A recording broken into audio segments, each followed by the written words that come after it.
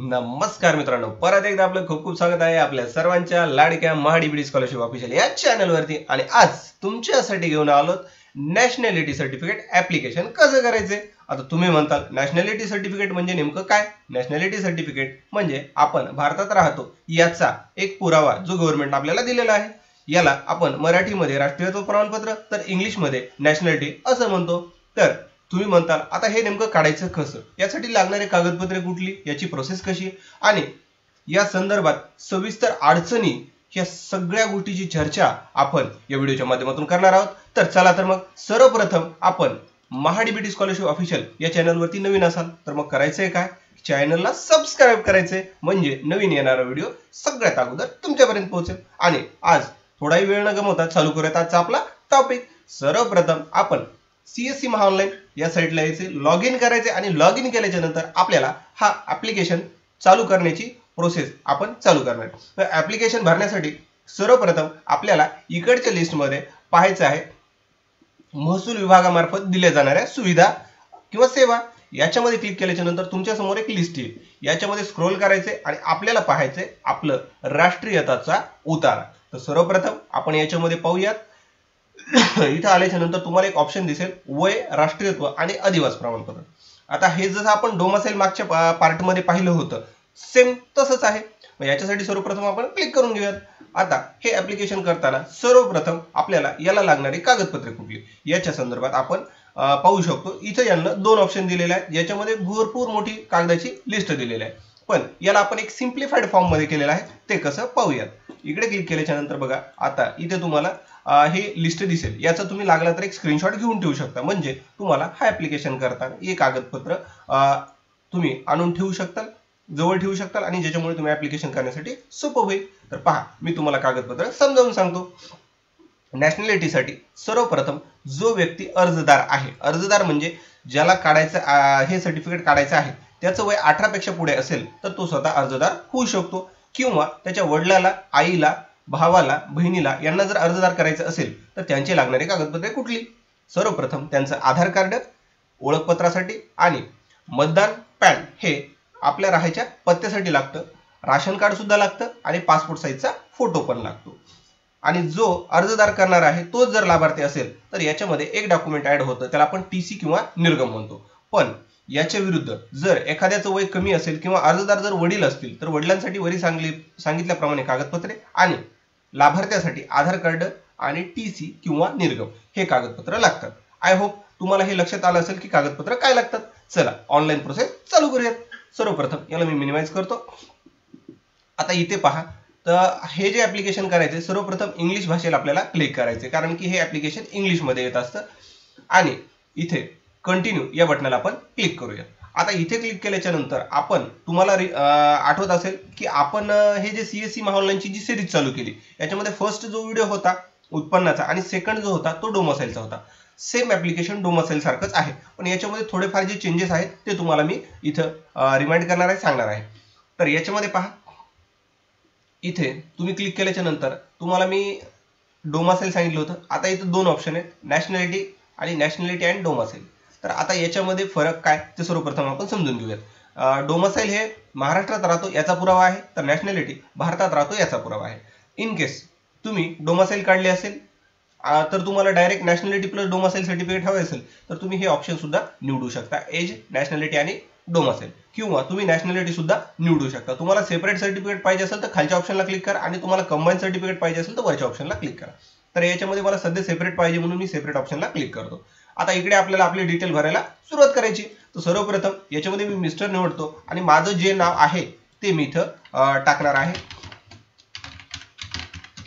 माझं नाव टाईप केल्याच्या नंतर तुम्हाला सांगितलेले ट्रिक्स ऍप्लिकेशन लवकर होण्यासाठी हे मी इथून कॉपी करून घेतो। याच्यामध्ये सॅल्युटेशन मध्ये परत मिस्टर निवडतो आणि इकडे कॉपी केलेला मजकूर आपण पेस्ट करूयात। त्याच्यानंतर डेट ऑफ बर्थ आपल्याला निवडायची। आता ऍप्लिकंट हा स्वतः मीच असल्यामुळे मी माझी जन्मतारीख इथं टाईप करत आहे। त्यानंतर ऑक्युपेशन, आता मी स्टुडंट आहे म्हणून मी इथं स्टुडंट ऑप्शन निवडतोय। जर तुमच्या ऍप्लिकेशन साठी वडील जर अर्ज करीत असतील तर वडिलांचा व्यवसाय तुम्हाला इकडे निवडावा लागेल, जसं की फार्मर, लेबर वगैरे वगैरे। तर इथं सध्या मी स्वतः असल्यामुळे स्टुडंट निवडतोय। त्यानंतर मला इथे एक नंबर टाईप करायचा आहे हा नंबर टाईप केल्याच्या नंतर आता ॲड्रेस, मी कुठे राहतो तो पत्ता आपल्याला इकडे टाईप करायचा आहे. आणि हा टाईप केल्याच्या नंतर डिस्ट्रिक्ट, तुम्ही कुठल्या डिस्ट्रिक्टमधले आहे डिस्ट्रिक्ट निवडा, तालुका निवडा, गाव निवडा, पिनकोड टाईप करा. अशा बऱ्याच गोष्टी तुम्हाला इकडे करायच्या आहेत, ह्या तुम्हाला इथं तुम्ही पाहू शकता. त्यानंतर आहे residing at present address since, तुम्ही कधीपासून इकडे राहता तर तुमची जी काही जन्मतारीख असेल ती इकडे तुम्ही पुटअप करू शकता. त्यानंतर वर्ष, आता तुम्ही इथं राहता त्याला किती वर्ष झाले तर ते तुम्हाला अंदाजे टाकायचं आहे, एक्झॅक्ट टाकायचं आहे, ते टाकलेलं आहे. त्यानंतर परत विचारले तुमचे 15 वर्ष पूर्ण झालेत काय, होय. त्यानंतर विचारले आता रिलेशन, आता जसं की तुम्हाला मी इथे सांगितलं होतं जर अर्जदार वडील असतील तर तुम्हाला रिलेशन मध्ये सन निवडावं लागेल किंवा डॉटर निवडावं लागेल किंवा याच्यापैकी तो जो रिलेटेड शब्द आहे तो निवडावा लागेल. पण हे ऍप्लिकेशन मी माझं स्वतः करतोय म्हणून मला इथं सेल्फ नावाचं ऑप्शन निवडायचे, म्हणजे माझी माहिती इथे ऑलरेडी येऊन जाईल. त्यानंतर परत इथे नंबर विचारला आहे, तो नंबर तुम्हाला टाईप करायचा आहे. हा नंबर टाईप केल्याच्या नंतर परत विचारले की तुमचा जो पत्ता आहे तो वरी दिलेला आहे त्याच्या पद्धतीनेच आहे तर याच्यामध्ये काही चेंज आहे, तर चेंज असेल तर नो निवडा आणि सेम असेल तर येस निवडा. त्यानंतर विचारले तुमचं शिक्षण कुठं झाले आता आणि किती झाले, आता मी माझं 12वी शिक्षण निवडलेलं आहे. इथे बोर्डाचं नाव पण मी टाईप केलेलं आहे आणि कधी ऍडमिशन घेतलंय ते मला इथं टाईप करायचं आहे. त्यानंतर इन्स्टिट्यूटचं नाव टाईप करायचं आहे. आता मी माझ्या इकडच्या माजलगावच्या इन्स्टिट्यूटमध्ये आहे, त्याचं नाव मी इथे टाईप करून घेतो. तुमचं जे इन्स्टिट्यूटचं नाव असेल ते तुम्ही टाईप करून घ्या.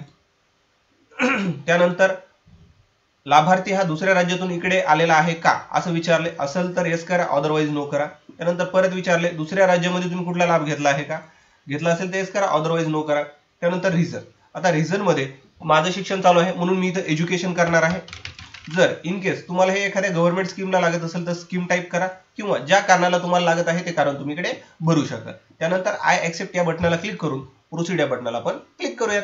आता इथं क्लिक केल्याच्या नंतर हे आपल्याला परत एकदा सांगतंय की तुम्ही जो भरलेला डाटा आहे याच्यामध्ये नेक्स्ट स्टेपला गेल्यावर कुठल्याही प्रकारची काहीही चेंजेस होणार नाही, त्याच्यामुळे परत एकदा पाहायची तर माहिती पाहून घ्या. तर मी ऑलरेडी माझी चेक केलेली आहे, तुम्ही जर पाहिली नसेल तर तुम्ही पहिल्यापासून सगळी माहिती स्क्रोल करून पाहू शकता. चला प्रोसीड या बटनाला क्लिक करूयात. आता इथं क्लिक केल्याच्या नंतर तुम्ही डॉक्युमेंट अपलोड या सेक्शनला पोहोचलेला आहात. याच्यामध्ये क्लिक हिअर टू अपलोड नावाचं एक ऑप्शन तुम्हाला शो होत आहे, आपण याला क्लिक करूयात. इकडे क्लिक केल्याच्या नंतर आपल्याला डॉक्युमेंट्स अपलोड करायचे. मी ऑलरेडी तुम्हाला 2-4 वेळेस सांगितलं की डॉक्युमेंट कसे अपलोड करायचे, त्याच्यामध्ये चला परत एकदा आपण त्याला रिपीट करूयात. आता इथे तुम्हाला सांगितलेले कागद लक्षात ठेवा, आधार, मतदान, राशन आणि फोटो. तर याच्यामध्ये सर्वप्रथम आधारसाठी UID ऑप्शन निवडून मी माझं जिथं स्टोअर केलंय तिथून आधार कार्ड घेणार आहे.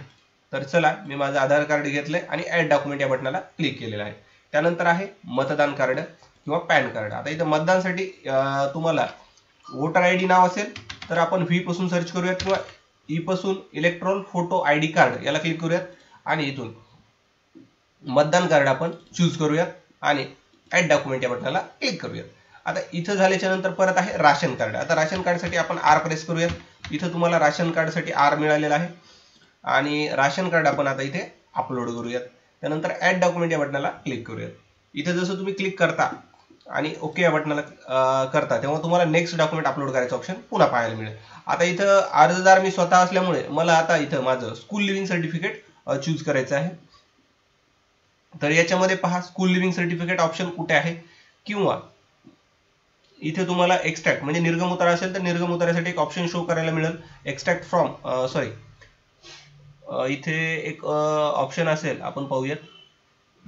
हा yes, extract from primary school entry. आता माझ्याकडे TC असल्यामुळे मी TC निवडणार आहे. तुमच्याकडे निर्गम उतारा असेल तर तुम्ही ते वरचं ऑप्शन सुद्धा निवडू शकता आणि ऍड डॉक्युमेंट या बटनाला क्लिक करा. हे डॉक्युमेंट ऍड झाल्याच्या नंतर आता आपल्याला पुढे कंटिन्यू या बटनाला क्लिक करायचे. इकडे क्लिक करा आणि इकडे क्लिक केल्याच्या नंतर पहा इथे क्लिक फोटो, म्हणजे तुमच्याकडे वेब कॅमेरा जर असेल तर तुम्ही वेब कॅमेऱ्यानं हा फोटो घेऊ शकता. त्यासाठी इकडे कॅप्चर या बटनाला क्लिक करून तुम्हाला फोटो घ्यायचा आहे आणि जर तुम्हाला अपलोड करायचं असेल तर अपलोड फोटो नावाच्या बटनाला क्लिक करा. सिलेक्ट पाथला इथे क्लिक करूयात आपण. याच्यामध्ये जो फोटो आहे त्याला क्लिक करा आणि अपलोड फोटो या बटनाला क्लिक करा. आता फेस डिटेक्टेड दाखवतोय म्हणजे चेहरा मिळालेला आहे आणि आता आपण प्रोसीड जाण्यासाठी रेडी आहोत. चला प्रोसीडला क्लिक करा. इथे क्लिक केल्याच्या नंतर पेमेंटसाठी 3 डिफॉल्ट गेटवे आहेत, पेटीएम, आधार पे आणि वॉलेट. याच्यामध्ये मला जे हवं आहे मी ते निवडणार आहे, तुम्हाला जे हवं असेल ते तुम्ही निवडू शकता. चला पे नाऊ बटनाला क्लिक करा. इथे क्लिक केल्याच्या नंतर तुमचा जो काय पासवर्ड असेल तो इथे टाईप करा आणि कंटिन्यू या बटनाला क्लिक करा. माझ्याकडे ऑलरेडी सेव्ह होता त्याच्यामुळे त्यानं मला मागितलेला नाहीये. आता इथे तुम्हाला वॉलेट आणि अकाउंट अशा दोन मेथडनं पेमेंट करायचे. जेव्हा तुम्ही हे पेमेंट करता तेव्हा तुमच्या समोर एक रेसिप्ट जनरेट होती आणि त्या रेसिप्ट म्हणून नंतर तुम्ही ती कस्टमरला देऊ शकता किंवा स्वतः जर अर्जदार करणारा कस्टमर असेल तर त्याच्यावरून तो पुन्हा ट्रॅक करू शकतो माझं सर्टिफिकेट कुठं आलेलं आहे काय आलंय. आणि त्या संदर्भात एक मोबाईलला SMS सुद्धा तुम्हाला प्राप्त होतो की तुम्ही अशा पद्धतीचं ऍप्लिकेशन केलेलं आहे किंवा हे ऍप्लिकेशन पुढे गेले मागे गेले या पद्धतीची सगळी माहिती त्याच्यामध्ये असते. तर चला, आय होप तुम्हाला हा व्हिडिओ आवडला असेल. व्हिडिओ आवडला असेल तर लाईक करायला विसरू नका. जास्तीत जास्त गरजू व्यक्तीपर्यंत हा व्हिडिओ शेअर करायला बिलकुल विसरू नका. आणि अद्याप तुम्ही चॅनलवर नवीन असाल तर काय करायचंय, चॅनलला सबस्क्राईब करायला अजिबात विसरायचं नाही. धन्यवाद मित्रांनो, भेटूयात नवीन एका व्हिडिओत.